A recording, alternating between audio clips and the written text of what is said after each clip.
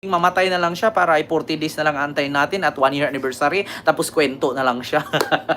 Ito po mga kababayan, no, umpisahan po natin Sara Duterte, no?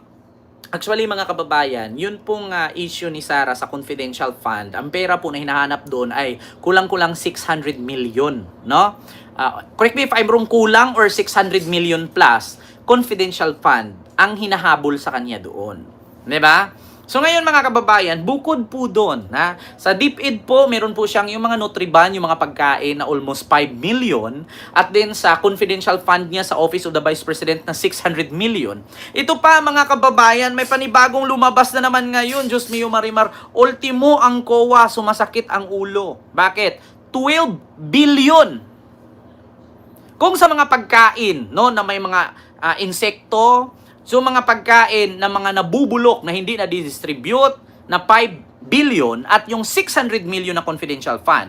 Ito po, mga kababayan, panibago, 12 billion. Diyos mio Marimar. Ay. 12 billion po, mga kababayan. Panibago po ito. Ultimo po ang COA, sumasakit ang ulo. Kung saan po napunta. At mga kahina-hinala. At mga, hindi ko na masabi, kung naalala ninyo, pati Armed Forces of the Philippines or EFP, nako po, sabi ni Ma'am Estrelita Horch, Ken, kamag-anak siguro kita, Garcia family namin, natutuwa sa'yo manood. Actually po, Ma'am Estrelita, Cebu po. Cebu, ang lola ko po ay malayo-layo ng kamag-anak ni Gwen Garcia ng Cebu. At ang lola ko po sa side ng mama ko ay apo po siya ni Don Mariano Amoy na kaibigan ni Jose Rizal. Ang lola ko, ang mama ng mama ko ay apo po siya ni Don Mariano Belusomo Amoy na kaibigan ni Jose Rizal sa Dapitan City. Maraming salamat po. Sa mga hindi nakakaalam. Yun po yun Basta, I was born and raised surrounded by politician. And thank you. So ito po mga kababayan. So ito na. Nako po. Ito po pakinggan nyo po. Sa mga hindi po nakakaalam, 12 billion po ito. 2023 panahong DepEd Secretary pa si Vice President Sara Duterte, may mga sinitang paggamit ng pondo ng Department of Education, ang Commission on Audit o COA. Sa audit report ng COA sa Department of Education taong 2023, sinabing merong kabuuang 12.3 billion pesos na hindi nakapasa sa audit at kailangang isettle ng DepEd. Narinig ninyo mga kababayan? 12.3 billion na hindi nakapasa sa COA sa kanilang audit. Hindi Naku po mga kababayan. Kita nyo naman po, ulitin ko po ay continue natin tapos ulitin natin i-play. Sa 2023 audit report, nagpalabas ang COA ng mga notice of suspension na nagkakahalaga ng mahigit 10 billion pesos. Mga notice of disallowance na nagkakahalaga ng 2.2 billion pesos at mga notice of charge na nagkakahalaga ng 7.38 billion pesos. Ayon sa COA, ang notice of suspension ay mga transaksyon o account na mukhang iligal, hindi nararapat o irregular kung hindi ito may papaliwanag ng husto.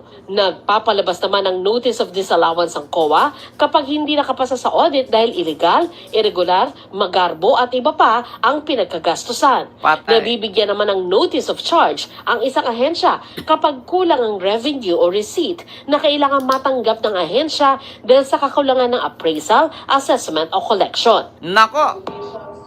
Taong 2023 panahong DepEd Secretary pa si Vice President Sara Duterte, may mga sinitang paggamit ng pondo ng Department of Education, ang Commission on Audit o COA. Sa audit report ng COA sa Department of Education taong 2023, sinabing merong kabuuang 12.3 billion pesos na hindi nakapasa sa audit at kailangang isettle ng DepEd. Rinig ninyo mga kababayan. IC San Pedro, maraming salamat po sa yung super sticker ng Australian dollars. Thank you so much po. Kita ninyo mga kababayan, bukod sa 600 million confidential fund, bukod sa 5 point something billion na mga Nutriband at mga pangkain sa estudyante sa paaralan na nabubulok, hindi na ihatid, hindi na distribute, nasayang lang, meron pa pala 12.3 billion hindi nakapasa sa audit. Bakit? Inisyuhan ng notice of suspension. 10 billion inisyuhan ng notice of suspension and 2.2 billion inisyuhan ng notice of disallowance at 7.38 million inisyuhan ng notice of charge. Sa 12 billion pesos, DepEd miss Sara left behind. Ayan po, mga kababayan. Yan po ay sa 24 oras ng GMA News. 'Di ba? Maloka kayo, mga kababayan. Kaloka. 'Di ba? Diyos mio, Marimar. Ito pa, pakinggan ninyo, mga kababayan. Ito, 38 million naman ito. Pakinggan ninyo from Rappler. Ayan. Sky Blues, maraming salamat po sa super chat. Stay safe. Salamat po. Madam Vice President. Ito po. Rappler po ito, ha. Huy, Madam Vice President. Isuli mo na yung 73 million pesos mong confidential funds. Magsasayang tayo ng oras dito, paulit-ulit yung sagot. Walang rules dito. Galit yarn. What's that? Sure nakita nyo na. May nakasagutan na naman si Vice President Sara Duterte nung binusisi yung budget ng office niya.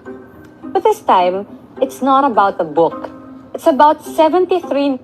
Actually, mga kababayan, baka magsasabi po dyan, lalong-lalo na mga DDS, bakit, Kent, lagi mo na lang inano si Lustay? Kailangan po malaman ng taong bayan ito.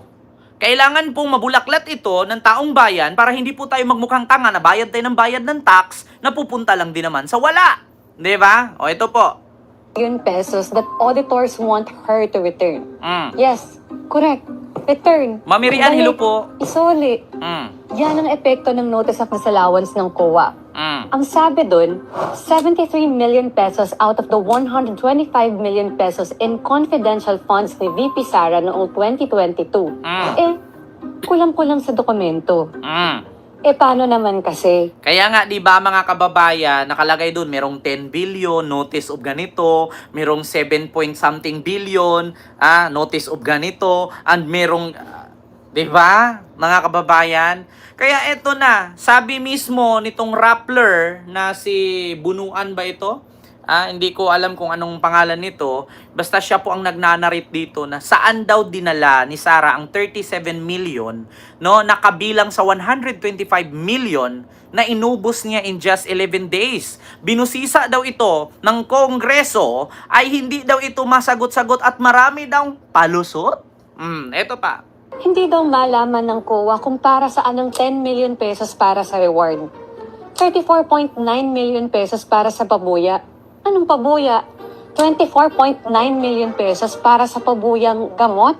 3.5 million pesos May ganun ba? Pabuyang gamot? Para saan? Bakit ganun? Pabuya daw na gamot. Ang gamot ba? Pabuya ba ang gamot? Bakit ganun? sa upuan, lamesa, printer, pati computer. Saan confidential operation ginamit to ng OVP? Sinong informante ang kailangan ng reward na gamot? Kaya ayun, na-issuehan ng notice of disallowance.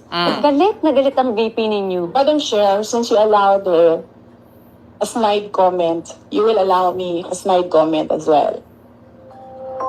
Sure, she's not the first government official to receive a notice of disallowance. And in fact, pwede niya nga itong i-appeal sa Supreme Court if she wants. But this is a big deal. Because this is the first finding of irregularity with our confidential funds. Tatlo yung petisyon sa Supreme Court na kumwestiyon ng confi funds using different grounds. Auditors ulit ang matapang na bumangga sa isang Duterte. Sino ang taga-kuha dito? Ihulog mo na sa hagdanan para hindi maka-report. Diba? Sino daw ang taga-COA? Ihulog daw sa hagdanan para walang report. Kasi bakit? Takot si Digong na maglabas ang COA ng report na magugulat siya saan mo ginamit. Biruin mo dito pa lang kay Sara, milyon-milyon pabuya pero gamot. Saan ka nakakita na ang pabuya gamot? Tapos 3 million mahigi or plus Ginamit lang sa computer, sa upuan, sa lamesa, sa office of the Vice President. Grabe namang computer yan. Grabe namang upuan yan. Kahit 100K, makakabili ka na ng isang set na computer eh. May lamesa na, may upuan na, may computer set ka na. Di ba? Pero 3 million na. Tapos meron pang pabuyang gamot. Anong confidential ba ito? Na ang gamit pabuya, gamot. Ano ba to? Awayan? Awayan ng mga mangkukulam? Pag manalo, makatanggap gamot? Ano ito mga kababayan? Awayan ng mga mangkukulam? Sige, rambol kayo dyan. Magic kayo, barangin mo. Sige, kulamin mo. Pag kung sino ang nanalo, may reward, gamot. Putang inang yan. Ang galing! Hindi lang pala Mary Grace Piatos, hindi lang din Kokoy Villamin, hindi lang din Jugs Diluga, at hindi lang din Dudong Bunal, Dudong Barok. Biruin nyo yan pabuya, gamot. Ilang milyon ang pabuyang gamot. Ano yan? Laban na namang kukulam? Laban na namang babarang? Para pag kung sino yung kalaban mong binarang mo, kinulam mo, kung sino yung manalo, may reward na gamot. Pabuyang gamot. Di ba, Ma'am Guro ako? Ang galing, no? Super! Grabe! Di ba? Anak ka ng devil. Grabe, napag-isip-isip ako, ano kaya ito pabuya na gamot? Tapos nagkakahalaga ng ilang milyon, pabuyang gamot. Ano yung labanan ng mga mangkukulam? Labanan ng mga bambabarang? Di ba? Nakakaglula. Tingnan niyo tingnan. Ulitin ko tingnan niyo Ito. Kasi yung budget ng office niya. But this time, it's not about the book. It's about 73 million pesos that auditors want her to return. Yes, correct. Return. Ibalik. 73 million ang ipinapabalik ng auditor. Hindi nga daw mabalik-balik. Kasi ano bang rason kung bakit ibalik yan? Ito po. Solid. Yan ang epekto ng Notice of Disallowance ng COA. Notice of Disallowance. Ang sabi dun, 73 million pesos out of the 125 million pesos in confidential funds ni VP Sara noong 2022. Kulang-kulang sa dokumento.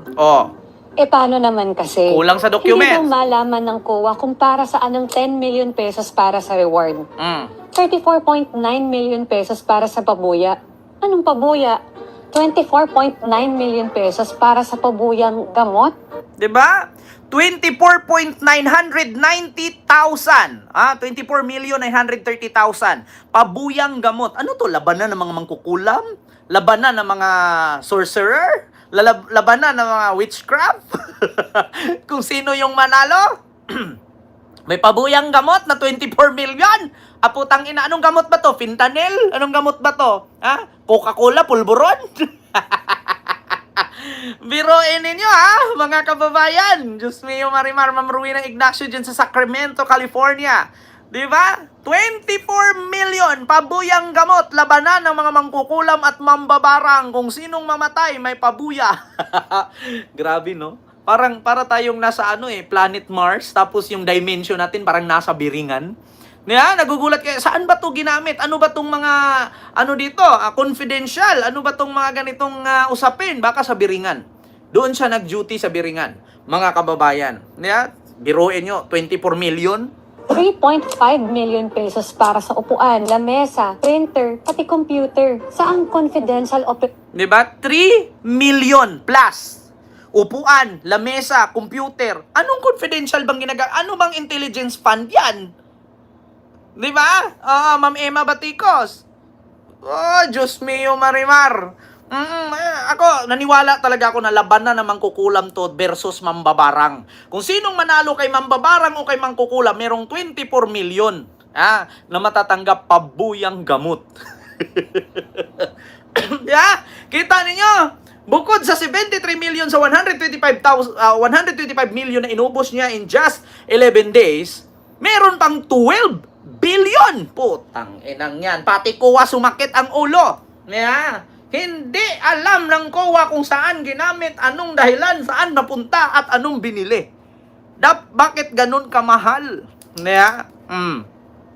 So, yan mga kababayan, tapos na tayo dyan. Dito tayo sunod. Ano ba yung sunod?